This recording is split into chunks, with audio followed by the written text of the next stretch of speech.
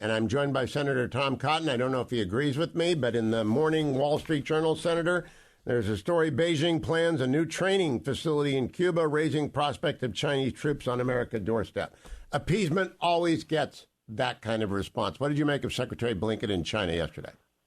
Well, Hugh, Secretary Blinken's trip to China to meet with Chairman Xi was a disastrous humiliation for America. The last time he was scheduled to go, he had to cancel because China sent that spy balloon across our country. I guess given the options, if I had to choose again for the future, I'd sooner have another spy balloon floating across our country than Tony Blinken going to China and humiliating America, making us look like we're weak and groveling supplicants to Chairman Xi and Chinese communists. You just take the visuals of that meeting. You had Xi Jinping sitting at this giant boardroom-like table at the head of the table, and Tony Blinken sitting off to the side like some supplicant, some lackey of the boss.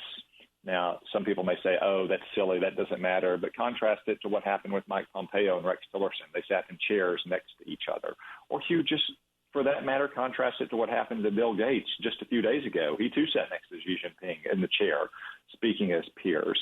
And the fact that Tony Blinken, and for that matter, all of his counterparts in the Biden administration, have been begging and pleading for these meetings for months, and finally did it, and goes over there and goes out of his way to talk about how the Chinese balloon incident should be closed, and going further than necessary on Taiwan at the time when China is currently trying to build even more bases in Cuba.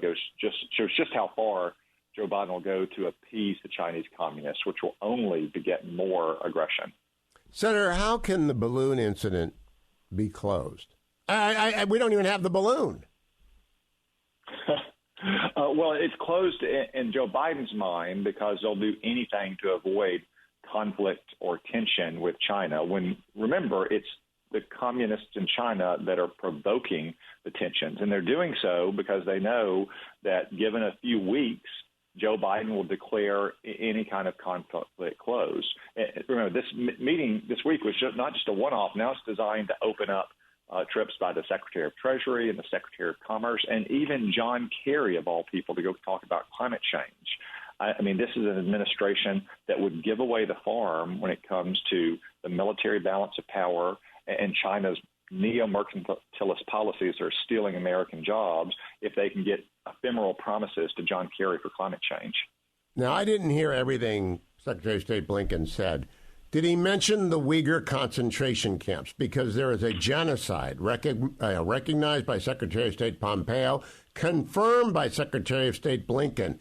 It is impossible for me to believe he didn't mention the Uyghurs, but I did not see any reference to it.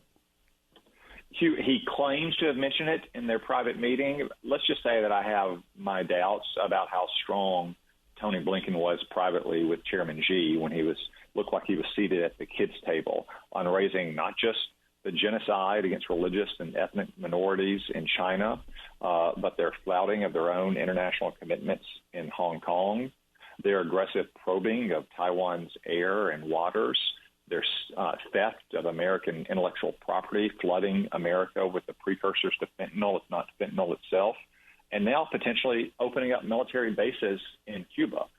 So I'll just say that I don't have the highest degree of confidence that Tony Blinken was rough and stern with Chairman Xi in private. Is it a Munich moment? If it's not a Munich moment, it's one of the moments earlier in the lead up to World War II in the 1920s and 1930s when the West could have stopped a revanchist Germany, both before and after Hitler and the National Socialist Party came to power. That's been happening from the very beginning with this administration, though. They have been conciliating and appeasing Xi Jinping and Chinese communists from the beginning. I just don't think they can understand the mindset of Xi Jinping, an aggressive nationalist dictator who doesn't want to have cooperative competition with America. He wants to displace America as the world power and will do so militarily if necessary. Now, Senator, I don't know that a lot of our audience understands what a military base in China means. China has hypersonics. They can move them there fairly quickly. They can put troops there. What does that cause you to work? You wrote Only the Strong, the book about how we need to rebuild America's military posture. What do we need to do at Gitmo besides house Khalid Sheikh Mohammed for the rest of his mortal days? What do we need to do there in response to this? Well, Hugh, first let's take back and just look at the geopolitical realities. Cuba, for as long as America has been a political community, has been of grave concern to our leaders because it is only 90 miles from Florida, because it controls the sea routes of access into the Gulf of Mexico and the Caribbean basin. And in the modern age, it is an unsinkable aircraft carrier just off of our coast. That is why Soviet Russia wanted to militarize Cuba. And it did successfully after John F. Kennedy was humiliated in the Cuban Missile Crisis, because it is far from the periphery of what would be the main effort in any conflict, first between Soviet Russia and NATO in Western Europe, and now between Communist China and America and Taiwan. But if Cuba is militarized with Chinese communist rockets and missiles and aircraft and submarines, then America would have to focus there first, again, far away from the main theater of conflict. That is the very essence of strategy, Hugh, to tie down your adversary on a peripheral conflict that you can afford to lose and prevent him from engaging on the main conflict. That is why it was so dangerous after the Cuban Missile Crisis that Kennedy and the Democrats essentially allowed Cuba to be militarized. And it's so dangerous now that Joe Biden is apparently willing to look the other way for China to set up a military base. And again, this goes far beyond just an eavesdropping station. As you say, they could position hypersonic missiles in Cuba. They could position other kind of long-range and intermediate-range missiles, submarine bases to extend patrols for their submarines. All these things would gravely alter the balance of power. That's why no American leader should countenance them. Yeah, when we think about they're going to start with a few troops.